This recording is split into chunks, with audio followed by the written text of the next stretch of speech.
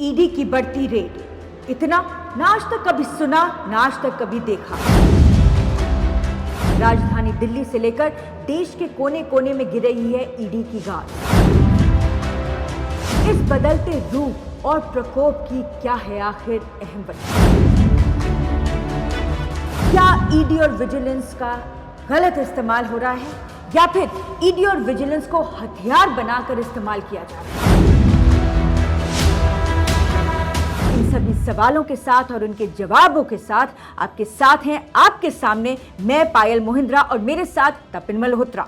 तो तपिन जी, क्या लगता है आपको ईडी की इतने बढ़ते केसेस जो हमें देश में अलग अलग जगहों से सुनने को मिल रहे हैं, इनकी आखिर अहम वजह क्या है? जी बिल्कुल पायल जी, जो प्रकोप शब्द का आपने इस्तेमाल किया वो बिल्कुल सही है। जिस तरह प्रकोप नज़र आ रहा है और ये बड़े आरोप भी लग रहे हैं भाजपा पर कि भाजपा जो है ईडी या और जो फोर्सेस हैं उनका गलत इस्तेमाल कर रही है। तो सबसे पहले कांग्रेस की बात करेंगे, क्योंकि ईडी का जो सबसे ज़्यादा प्रकोप है उसके वश में जो है वो कांग्रेस ही आई है। तो जिस तरह से हम देख रहे हैं प्रियंका गांधी किस तरह से पानी की बौछारों के सामने और बैरिकेड टापते हुए नजर आ रही हैं और उसके साथ पुलिस जो कर्मचारी हैं उनको घसीटते हुए गाड़ी में बिठाकर हिरासत में ले रही हैं। तो यहाँ पर यही बात करें कि खास तौर पर जो गाज सबसे ज्यादा गिरी है वो कांग्रेस प्रमुख सोनिया गांधी पर गिरी है और उनके परिवार पर, जाहिर सी बात। जी बिल्कुल, ये नेशनल हेराल्ड का ये सारी दुनिया को पता है कि इस मामले में जो है सोनिया गांधी पर जो है बड़ी गाज जो गिरी है। ये भाजपा के जो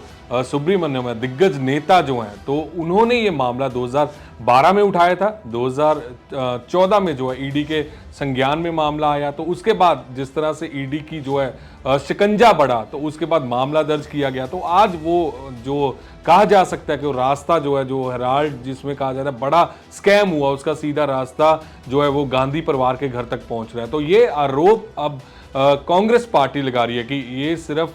कांग्रेस पार्टी को खत्म करने का या उन पर दबाव बनाने का, प्रेशर बनाने का जो है वो सिर्फ एक रणनीति जो है वो भाजपा की ओर से घड़ी जा रही है। तो इसको लेकर अभी देश में पूरे बवाल भी हो रहा है। चाहे हम जहां मर्जी लगा ले, चाहे इसका पश्चिम बंगाल में चले जाएं, चाहे महाराष्ट्र में चले जाएं, चाहे पंजाब आ जाएं, हरियाणा चले जाएं, हिमाचल चले जाएं, तो कहीं ना कहीं हम देख रहे हैं कांग्रेस पार्टी के या यूथ कांग्रेस, उसके बड़े बड़े मुजाहरे जो हैं वो भाजपा सरकार के खिलाफ किए जा रहे हैं। तो ये बड़े आरोप लग रहे हैं कि इसका गलत इस्तेमाल जो है वो भाजपा कर रही है, इस्तेमाल किया जा रहा है। न केवल बड़ी पार्टी पर अगर बात करें तो आम आदमी पार्टी भी कुछ इसी तरह के जो है अपनी राजनीति इसी तरह से करी है। उन्होंने भी ईडी की रेड, विजिलेंस की रेड काफी बढ़ा दी है। जी बिल्कुल, ये एक भाजपा पर ये सबसे बड़ा आरोप भी लग रहा है। चाहे आम आदमी पार्टी हो, कांग्रेस हो और चाहे तृणमूल कांग्रेस हो, कोई भी पार्टी हो, तो ये बड़े आरोप लग रहे हैं कि भाजपा ने एक देश में ट्रेंड शुरू कर दिया कि आप सत्ता में आए तो सारी एजेंसीज आपकी हो जाती, सारी फोर्सेस आपकी हैं, ईडी, सीबीआई, विजिलेंस, और आप किसी के भी थ्रू किसी पर भी जो है वो आप उसके ऊपर शिकंजा कस सकते हैं। तो जिसके कारण वो बड़े लीडर, अगर जिस तरह से हम देखते हैं कि करप्शन के मामलों में जिस तरह से पीछे बढ़े थे, तो उसी को अब हथियार बना लिया। करप्शन जिन्होंने की है, अब भाजपा अपनी जो आरोप जिस तरह से लग रहे भाजपा पर कि अपनी इन फोर्सेस का, एजेंसीज का इस्तेमाल करके जो है उन पर दबाव बना रही है और उनको खत्म कर रही है। और सबसे बड़ा एग्जाम्पल जिस तरह से अभी हमने देखा कि जेपी नड्डा का भी बयान आता है, उन्होंने कहा कि जो रीजनल पार्टीज हैं, राष्ट्रीय जो रिवायती जिनको कहा जा सकता है, तो क्षेत्रीय पार्टी हैं कि बिल्कुल वो खत्म हो जाएंगी, वो खत्म हो जाएंगी। तो ये लगता है कि ये उन्हीं को खत्म करने की, जो क्षेत्रीय पार्टी हैं उनको जड़ से हटाने का, ये शायद लगता है कहीं ना कहीं कुछ काम शुरू करते जाए। जी बिल्कुल, ये सीधा सीधा चाहे कोई भी पार्टी हो, वो सारे यही आरोप लगा रहे हैं कि भाजपा जो है ईडी के जरिए रास्ता इस तरह से अपना लिया, तो उसी के तहत जो है ये सारा एक ट्रेंड सेट कर दिया। तो उसी पे आपने बात की आम आदमी पार्टी की, तो आम आदमी पार्टी भी उसी तरह से जिस तरह से आरोप लग रहे हैं, अगर देखा जाए तो जहां जहां पर जैसे चाहे दिल्ली हो चाहे पंजाब हो, ये बड़े आरोप लगे कि आम आदमी पार्टी पे कि किस तरह से अगर पंजाब का मामला था तो दिल्ली में उनकी सरकार है, तो पंजाब दिल्ली से जो है चाहे भाजपा के जो बग्गा थे उनके ऊपर मामला दर्ज किया गया, चाहे वो कुमार विश्वास थे और कई नाम है, एक कांग्रेस के संजय राउत पे अभी बिल्कुल वो चलता जा रहा है। ये एक के बाद एक कोई ना कोई किसी ना किसी पे जो एक जो इनका ये एक फंदा है वो कसते जा रहे हैं। बिल्कुल, जिस तरह से अब कांग्रेस पार्टी कह रही है कि ये रवायत आपने शुरू कर दी है, तो कभी आप भी विपक्ष में होंगे तो जो सत्ताधारी होंगे वो आप पर इस तरह से मामले दर्ज करेंगे या ईडी का शिकंजा कसा जाएगा, एक ट्रेंड। और ये बड़ी त्रासदी भी गई, इस तरह का जो ट्रेंड चला है, चाहे जो सत्ताधारी वो तो हमेशा कहेंगे कि हम तो सिर्फ कानूनी जो है वो कार्रवाई हो रही है, तो हमारी इसमें कोई संलिप्तता नहीं है। लेकिन अगर देखा जाए तो ये ट्रेंड जो है ये बिल्कुल इसको सही नहीं माना जा सकता, क्योंकि इस ट्रेंड से एक और जो पहलू सामने आता है वो है क्रेडिबिलिटी का। जो हमारी विजिलेंस और ईडी है, इनकी क्रेडिबिलिटी बहुत हाई है, इनके जो मापदंड हैं वो बहुत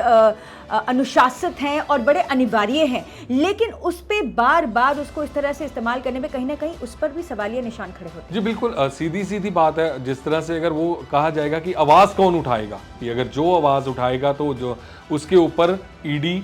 या सीबीआई या और कोई जो है वो कार्रवाई की जाएगी। तो इसके बाद अगर देखा जाए तो ये एक जो क्षेत्रीय पार्टी उनमें बड़ा डर है। अगर दूसरे राज्यों की बात की जाए, जहाँ जहाँ गैर भाजपा जो सरकार है या पार्टीज हैं, तो उनको वो मर्ज जो है वो ये आरोप लग रहे हैं कि भाजपा मर्ज कर रही है, उनको अपने अंदर कर रही है कि आने वाले समय में जब कोई भी विधानसभा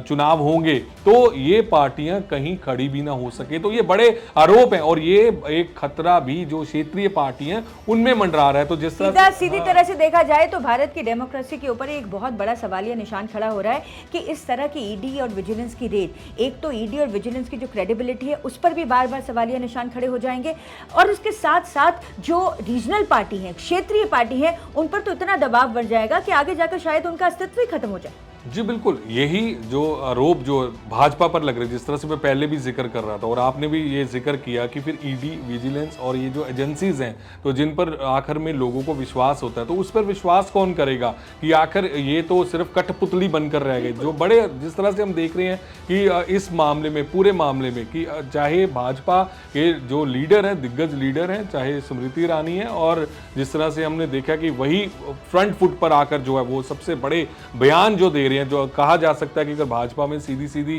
जंग है वो स्मृति ईरानी और जो है कांग्रेस पार्टी में नजर आती है। तो इस तरह से कई हमने देखा भी लोकसभा में भी ये किस तरह से दोनों की आपस में जो जिस तरह से आमना सामना हुआ, तो वो भी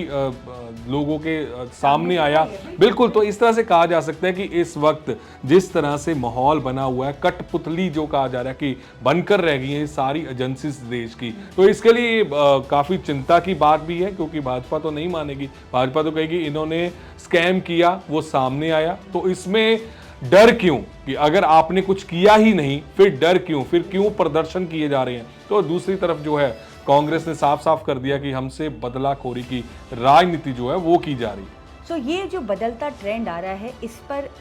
एक लगाम लगाना हर पार्टी के लिए बेहद ज़रूरी है। स्पेशली जो हमारी सत्ता में पार्टी आती हैं उनको तो इस चीज़ का ध्यान रखना चाहिए कि किसी भी चीज़ को इतना ना इस्तेमाल किया जाए ताकि लोगों में भी जो एक विजिलेंस और ईडी का डर है वो धीरे धीरे खत्म होता नजर आए, और उनके काम से ज़्यादा उनको ये डर हो कि कहीं कोई और पार्टी हमारे पर बिना मतलब पे ही रेड ना करा दे। तो इस तरह से जो आम जनता है उनमें भी डर बनेगा, और साथ ही साथ जो डर बढ़ता जाएगा, जो रीजनल पार्टी, क्षेत्रीय पार्टी है, उन पर तो उनकी पहचान पर सवालिया निशान खड़े हो जाएंगे। तो इस तरह के मुद्दे हम आपके सामने फिर लाते रहेंगे और जल्दी मिलेंगे आपसे। बने रहें द समर न्यूज़ के साथ।